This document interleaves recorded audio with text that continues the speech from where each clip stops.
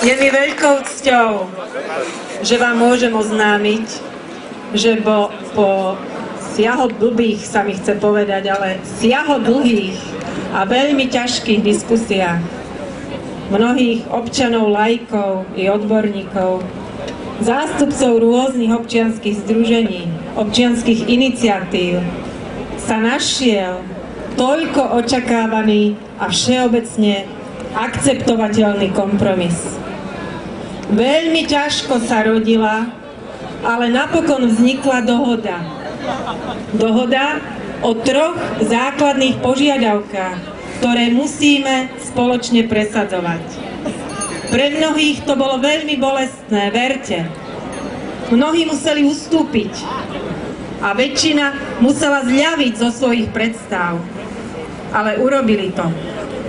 Urobili to v našom spoločnom záujme.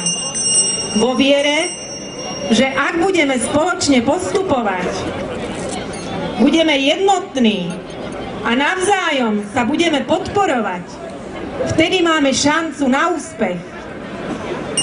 Preto sme sa zhodli na texte petície, ktorú vám prečítal môj predrečník. Viete už, že na to, aby sa Národná rada Slovenskej republiky zaoberala touto petíciou, musíme vyzbierať 100 000 podpisov. Ak by sme neúspeli, musíme vyzbierať 350 000 podpisov. Preto vás prosím, vezmite si hárky, ktoré tu kolujú už medzi vami. Požiadajte svojich blízkych, svojich priateľov, známych, susedov, kolegov v práci o podpis. 100 000, 350 000 nemôže byť pre nás žiadnou prekážkou. Chcem vás však